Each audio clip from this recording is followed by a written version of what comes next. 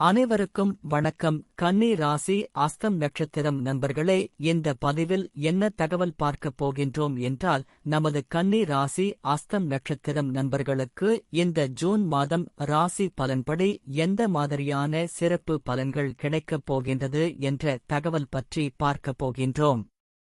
உங்கள் அனைவரையும் YouTube channel வாயிலாக சந்திப்பதில் பெருமகிழ்ச்சி அடைகின்றோம் நண்பர்களே. உங்களால் முடியும் என்றால் இந்த பதிவை முழுமையா பார்த்து பயனடையுமாறு மிக தாழ்மையுடன் கேட்டுக்கொள்கின்றோம்.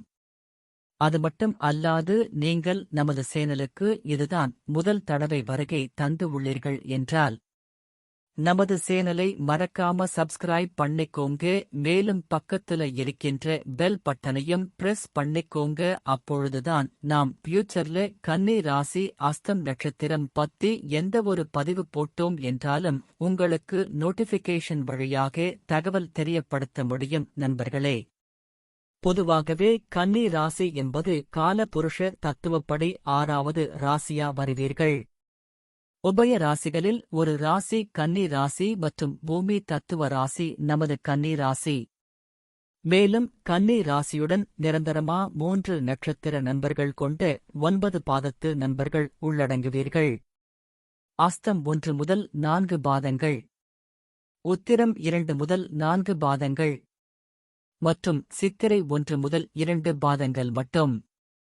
கன்னி ராசி அஸ்தம் நட்சத்திரம் நண்பர்களின் அதிபதி சந்திரன் பகவான் என்பதால் நமது கன்னி ராசி அஸ்தம் நட்சத்திரம் நண்பர்கள் வணங்க வேண்டிய கடவுள் சிவபெருமான் மற்றும் அம்மன் தாயார். உங்களால் முடியும் என்றால் ஒவ்வொரு வார வெள்ளிக்கிழமை உங்கள் வீட்டின் அருகில் இருக்கின்ற சிவபெருமான் மற்றும் அம்மன் தாயார் கோவிலுக்கு சென்று கடவுள் வழிபாடு செய்துவிட்டு வாருங்கள். அப்படி செய்தால் உங்களுக்கு வரவிருக்கும் பிரச்சனைகளில் இருந்து உங்களை நீங்கள் காப்பாற்றிக் கொள்ள முடியும்.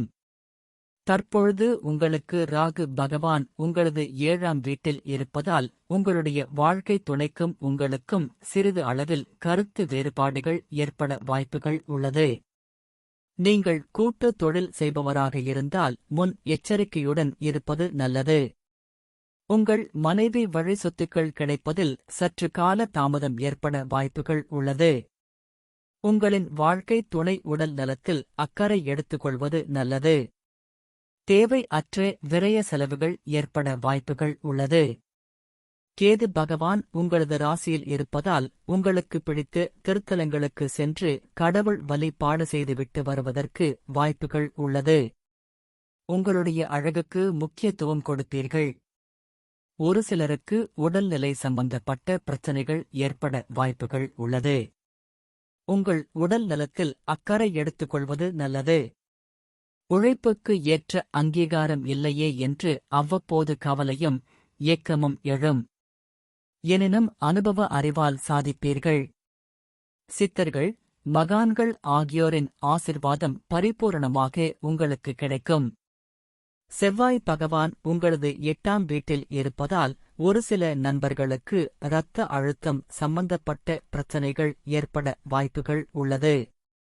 பூர்வீக சொத்துக்கள் கிடைப்பதில் சற்று கால தாமதம் ஏற்பட வாய்ப்புகள் உள்ளது. தேவையற்ற வம்பு வழக்குகள் ஏற்பட வாய்ப்புகள் உள்ளது. சொத்து சம்பந்தப்பட்ட பிரச்சனைகள் தீருவதற்கு குலா தெய்வ வழிபாடு செய்வது நல்லது. சுக்கிர பகவான் உங்களது 9ஆம் வீட்டில் இருப்பதால் ஒரு சில நண்பர்களின் தந்தை உடல் நலத்தில் பிரச்சனைகள் இருந்தால் அனைத்தும் சரி ஆகிவிடும். செல்வம், செல்வாக்கு, வசதி, வாய்ப்பு, பூர்வீகத்தால் அனுகூலம், மனைவி மூலம் சொத்துக்கள் சேரும் யோகம், சந்தோஷமான குடும்ப வாழ்வு, பொது காரியங்களில் ஈடுபட்டு சமுதாயத்தில் நற்பெயர் உண்டாகும். சூரிய பகவான் உங்களது 9ஆம் வீட்டில் இருப்பதால் ஒரு சில நண்பர்களுக்கு நீங்கள் எதிர்பார்த்த மாதிரி வேலை செய்யும் இடத்தில் பதவி உயர்வு கிடைக்க வாய்ப்புகள் உள்ளது. உங்கள் தந்தை வழி சொந்தங்களுக்கும் உங்களுக்கும் இருந்து வந்த கருத்து வேறுபாடுகள் விலகும். உங்களுக்கு புதிய நண்பர்கள் கிடைக்க வாய்ப்புகள் உள்ளது. உங்களை நீங்கள் கோவில் திருப்பணிகளில் ஈடுபடுத்திக் கொள்வீர்கள். சுய முயற்சியால் செல்வம் உண்டாகும். உங்களுக்கும் மற்றும் உங்கள் தந்தைக்கும் கருத்து வேறுபாடுகள் ஏற்பட வாய்ப்புகள் உள்ளது. நீங்கள் சற்று அமைதியாக இருப்பது நல்லது. புதன் பகவான் உங்களது 9ஆம் வீட்டில் இருப்பதால் படிக்கின்ற மாணவர்களுக்கு நீங்கள் எதிர்பார்த்த மாதிரி உங்களது படிப்பு மிக சிறப்பாக இருக்கும். அரசாங்க உத்தியோகத்திற்கு முயற்சி செய்தால் நிச்சயம் கிடைக்கும். உங்களுக்கு தன லாபம் பெருகும். நீங்கள் சாமர்த்தியமாக பேசக்கூடியவராகவும் அதிர்ஷ்டம் உள்ளவராகவும் இருப்பீர்கள். வெளிநாடுகளுக்கு செல்லும் ஆர்வம் இருக்கும். ஒரு விஷயத்தைப் பற்றி முடிவு எடுக்கும்போது அந்த விஷயத்தைப் பற்றி முழுமையாக தெரியாமல் கையில் எடுக்க மாட்டீர்கள். உங்களது இரகசியங்களை யாரிடமும் பகிர்ந்து கொள்ள வேண்டாம். பகிர்ந்து கொண்டால் அதுவே உங்களுக்கு பிரச்சனையாக முடிவதற்கு வாய்ப்புகள் உள்ளது. குரு பகவான் உங்களது 9ஆம் வீட்டில் இருப்பதால் உங்களது தந்தைக்கும் உங்களுக்கு இருந்து வந்த கருத்து வேறுபாடுகள் விலகும். உங்களுக்கு திருமண யோகம் உண்டாகும். நீங்கள் திருமணத்திற்காக எதிர்பார்த்து கொண்டு இருக்கிறீர்கள் என்றால் உங்களுக்கு தகுந்த மாதிரி நல்ல வரன் அமையும். ஒரு சில நண்பர்களுக்கு கிரக தோஷங்கள் இருக்க வாய்ப்புகள் உள்ளது. உங்களது சுய ஜாதகத்தில் செவ்வாய் தோஷமோ அல்லது கால சர்ப்ப தோஷமோ இருந்தால் அதற்கு தகுந்த மாதிரி பரிகாரம் செய்து கொள்வது நல்லது. அப்படி பரிகாரம் செய்து கொண்டால் உங்களுக்கு ஏற்ற மாதிரி ஒரு நல்ல வரன் கிடைக்க வாய்ப்புகள் உள்ளது. முதல் திருமணம் விவாகரத்து முடிந்து 2வது திருமணத்திற்கு நீங்கள் காத்து கொண்டு இருக்கிறீர்கள் என்றால் உங்களுக்கு தகுந்த மாதிரி ஒரு நல்ல வரன் கிடைக்க வாய்ப்புகள் உள்ளது. தாராளமான தன வரவு கிடைக்கும். பூர்வீகத்தால் அனுகூலம் கிடைக்கும். தந்தைக்கு நீண்ட ஆயுள். பொதுப்பணியில் ஆர்வமாக இருப்பீர்கள். பெரியோர்களின் ஆசி கிடைக்கும். குரு பகவான் தான் இருக்கும் இடத்தில் இருந்து உங்களுடைய ராசியை பார்க்கின்றார். இதன் காரணமாக உங்களுக்கு சமுதாயத்தில் நல்ல பெயர் கிடைக்க வாய்ப்புகள் உள்ளது. நீங்கள் வேலை செய்யும் இடத்தில பதவி உயர்வு மற்றும் ஊதிய உயர்வும் கிடைக்கும். நீங்கள் சிறந்த பேச்சாளராக இருப்பீர்கள். நீண்ட ஆயுள் இருக்கும் நல்ல மனிதர்களின் நட்பு கிடைக்கும். பெரிய மனிதர்கள் விவேபிக்களின் தொடர்பு கிடைக்கும். குரு பகவான் தான் இருக்கும் இடத்தில் இருந்து உங்களுடைய 3ஆம் இடமான உதவி மற்றும் இளைய சகோதர சகோதரிகள் ஸ்தானத்தை பார்க்கின்றார். இதன் காரணமாக உங்களுக்கும் உங்களது இளைய சகோதர சகோதரிகளுக்கு இருந்து வந்த கருத்து வேறுபாடுகள் விலகும். சொத்து சம்பந்த பிரச்சனைகளில் நல்ல தீர்வு கிடைக்கும். நீங்கள் புதிதாக வேலை தேடுகிறீர்கள் என்றால் உங்களுக்கு தகுந்த மாதிரி நல்ல வேலை கிடைக்கும். அரசாங்க வேளையில் இருப்பவர்களுக்கு பதவி உயர்வு மற்றும் ஊதிய உயர்வு கிடைக்கும். நீங்கள் சொத்து வாங்குவதற்கு கடன் உதவி கிடைக்கும். மற்றும் வீடு கட்டுமான பணி ஆரம்பிக்க உங்களுக்கு வங்கி மூலம் லோன் கிடைக்கும். குரு பகவான் தான் இருக்கும் இடத்தில் இருந்து உங்களுடைய 5ஆம் இடமான பூர்வ புண்ணிய ஸ்தானத்தை பார்க்கின்றார். உங்களுக்கு பிள்ளைகள் வரம் கிடைக்கும். ஒருமுறை உங்களது குலா தெய்வ கோவிலுக்கு சென்று கடவுள் வழிபாடு செய்துவிட்டு அதற்கு பிறகு குழந்தைகளுக்காக முயற்சி செய்தால் நிச்சயம் வாய்ப்புகள் உள்ளது.